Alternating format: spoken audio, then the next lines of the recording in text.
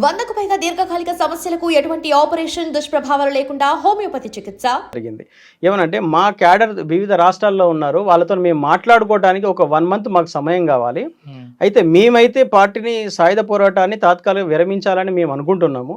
కానీ వీళ్ళతో మాట్లాడుకోవడానికి మాకు కొంత సమయం ఇవ్వండి అని మాత్రం దాంట్లో అడగడం జరిగింది. అది ప్రజాస్వామికంగా అది అడగడము కరెక్టే, కానీ ప్రభుత్వం దీని మీద ఎలా స్పందిస్తుంది అనేది మనం వేచి చూడాలి. అయితే ప్రజాస్వామ్య పద్ధతిలో వీళ్ళు పనిచేసినప్పుడు ఇటువంటి డిమాండ్లు అనేది సహేతుకమైనవే.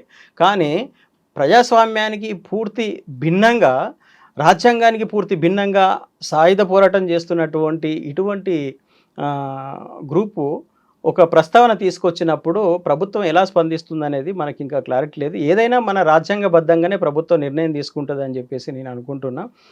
ఒకవేళ మావోయిస్టుల కనుక ఈ మార్పు వచ్చి ఉంటే, నిజంగా సాయుధ పోరాటం ఇక్కడ చేయలేమని ఉంటే ఆ విషయాన్ని స్పష్టంగా ప్రజల ముందు పెట్టాల్సిన అవసరం ఉంది. ఎందుకంటే అనేక మంది ఇది సక్సెస్ అవుతుందన్న ఉద్దేశం మీద వాళ్ళ ప్రాణాలను అక్కడ త్యాగం చేశారు.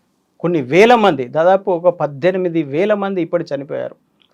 కాబట్టి వాళ్ళ మరణాలకు, వాళ్ళ త్యాగాలకు సమాధానం చెప్పాల్సిన అవసరం మావోయిస్టు పార్టీకి ఉంది. రెండోది, ఈ మధ్యకాలం లాస్ట్ జనవరి నుంచి ఇప్పటి వరకు చూసుకుంటే 366 మంది చనిపోయారని చెప్పి మావోయిస్టు పార్టీ అధికారికంగా ప్రకటించింది.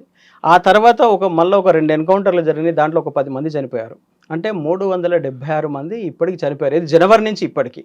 ఒకవేళ ఈ నిర్ణయం కనుక వాళ్ళు ఒక జనవరిలోనే కనుక తీసుకొని ఉండుంటే ఈ 376 మంది ప్రాణాలని వాళ్ళు కాపాడగలిగే వాళ్ళు. కానీ ఒకటే కాకుండా దంబాల కేశవరావు గారు చనిపోయినప్పుడు 25 మంది చనిపోయారు. అదొక మేజర్ అనిపిస్తుంది.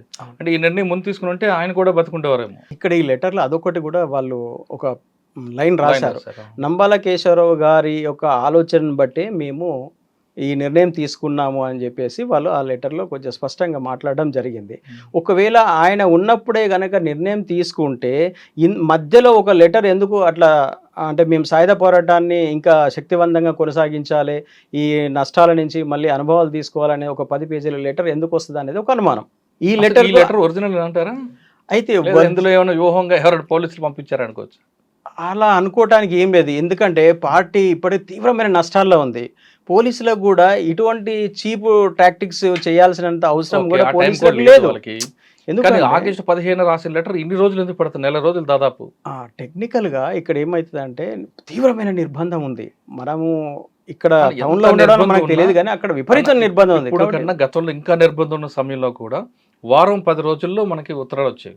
ఇప్పుడు టెక్నాలజీ డెవలప్ అయింది, వాళ్ళు కూడా టెక్నాలజీ ఒక మెయిల్ ఐడి అన్నీ కూడా ఇచ్చారు. ఇంత ఫాస్ట్గా ఉన్నప్పుడు నెల రోజులు పడుతుందా? ఒక ఎక్కడ మహా అయితే అబుజ్మట్లోనో లేదా దామంజోడి ప్రాంతాల్లో రాసి ఉంటారు. వాస్తవానికి అంత టైం అయితే పట్టదండి, ఏదో టెక్నికల్ ఇష్యూ అయి ఉంటుంది. కానీ లెటర్లో చూస్తే ఏంటంటే వాళ్ళ రైటింగ్ను బట్టి చూస్తే, దాంట్లో వాడిన భాషను బట్టి చూస్తే గతంలో అభయ్ ఇచ్చిన స్టేట్మెంట్స్కు ఆయన ఇచ్చిన స్టేట్మెంట్కు ఇది దగ్గరగా ఉంది. ఎందుకంటే రైటింగ్ను బట్టి, మన అందులో ఉన్న భావాన్ని బట్టి చూస్తే దగ్గరగా ఉంది. రెండోది, ఫోటోను ముద్రించడం అనేది ఇప్పటి వరకు మావోయిస్ట్ పార్టీ చరిత్రలో ఎక్కడ లేదు. ఇది కొత్తగా ఇది వస్తుంది. కానీ ఆ లెటర్ కింద, ఆ ఫోటో కింద ఎవరిది ఆ ఫోటో అనేది వాళ్ళు మెన్షన్ చేయలేదు. వల్లజ వేణుగోపాల్ గారు తెలుస్తుంది, మనం ఊహించుకుంటున్నాం. ఎందుకంటే కింద సిగ్నేచర్ అతనిదే, అభయ్ అంటే అతనే అని మనం అనుకుంటున్నాం, కాబట్టి అతనిదే ఫోటో కావచ్చు అని మనం అనుకుంటున్నాం.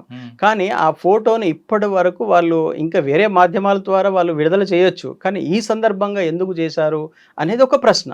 అయితే ఇప్పటి వరకు అది రహస్య పార్టీ. వాళ్ళ లీడర్ ఇప్పుడు పార్టీని లీగల్ చేయాలని అనుకుంటే కనుక వాళ్ళ నాయకత్వాన్ని ఓపెన్గా ప్రజల ముందు పెట్టేటువంటి ఒక అవకాశం ఉంది. అది అట్లా ఆలోచించి కూడా అట్లా మల్లేజ్లో కోటేశ్వరరావు గారు అధికార ప్రతినిధి కాబట్టి సెంట్రల్ గవర్నమెంట్ వేణుగోపాల్ గారిని అట్లా ఫోటో అది ముద్రించి ఉంటారేమో అనేది అనిపిస్తుంది. కానీ ఏదేమైనా కూడా ఏంటంటే పార్టీ విపరీతంగా నష్టాలకు లోనయ్యింది. ఆ నష్టాల నుంచే పార్టీ ఇటువంటి స్టెప్ తీసుకున్నది అనేది మాత్రం వాస్తవం. ఓకే, ఆ లెటర్ కంటెంట్ బట్టి గతంలో ఇచ్చిన అభయ్ రైటింగ్ దగ్గర ఉంది కాబట్టి అదే అనుకోవచ్చు. కానీ పార్టీకి నష్టం జరిగిన విషయాన్ని ప్రస్తావించారు, నంబాల కేశవరావు గారు చనిపోయారని. కానీ ప్రస్తుతం సెక్రటరీ ఎవరు తిప్పర్తి అని మనం అనుకుంటున్నాం, కానీ పార్టీ నుంచి అందులోనే ప్రస్తావించలేదు ఎందుకు? అయితే మన ఊహాగానాలలో ఇప్పుడు అందరూ సోషల్ మీడియాలో వచ్చిన దాన్ని బట్టి మనము దేవ్జీ అని మనం అనుకుంటున్నాం మనము. కానీ పార్టీ అధికారికంగా ఒక లెటర్ రిలీజ్ చేసింది.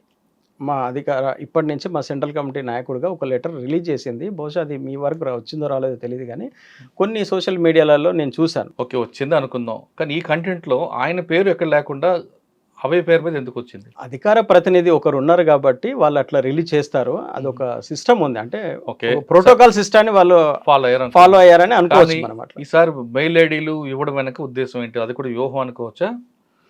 లేదు లీగలైజ్ చేస్తాం కాబట్టి ఇంక ఓపెన్ అయిపోవడం ఎందుకని?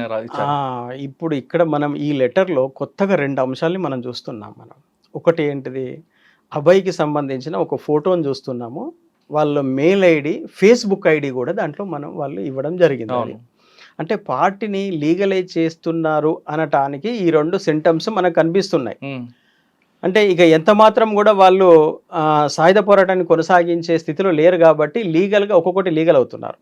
అయితే అది ఎప్పుడు ఓపెన్ చేస్తానని చెప్పారు వాళ్ళంటే, మెయిల్ ఐడి కానీ ఫేస్బుక్ ఐడి కానీ ప్రభుత్వం కనుక హామీ ఇచ్చిన వెంటనే అవి అమల్లోకి వచ్చేస్తాయి, ప్రజలందరూ కూడా దాంట్లో కాంటాక్ట్ కావచ్చు అని చెప్పేసి దాంట్లో రాశారు వాళ్ళు.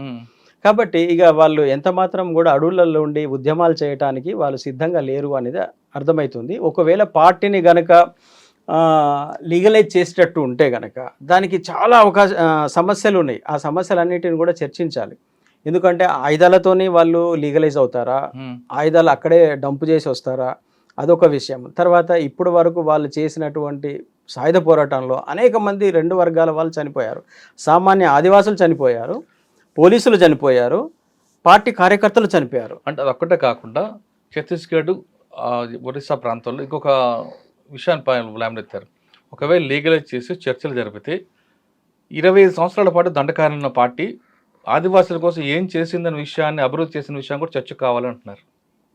అది ప్రధానంగా జరగాల్సిన చర్చ. అది ఏం చేసాం ఆదివాసుల కోసం? 45 ఏళ్ళు అండి, 45 ఏళ్ళుగా ఆదివాసులలో ఏం డెవలప్మెంట్ తీసుకొచ్చారు, ఇంతమంది రక్త తర్పణ చేసి ఏం సాధించారనేది అది ఒక చర్చ. అది కానీ ఆ చర్చ ఎప్పుడు మనం అంటే ఇది లీగల్, ముందు వాళ్ళు మేము లీగల్ అవుతున్నాము అని చెప్పి వాళ్ళు ధైర్యంగా ముందుకు వస్తే కనుక డెఫినెట్లీ ఆ చర్చను మనము చేయాలి. అది ఎందుకంటే సాయుధ పోరాటం వల్ల చాలా నష్టం జరిగింది, ప్రభుత్వానికి నష్టం జరిగింది, ప్రజలకు నష్టం జరిగింది, ఇటు మావోయిస్ట్ పార్టీకి నష్టం జరిగింది.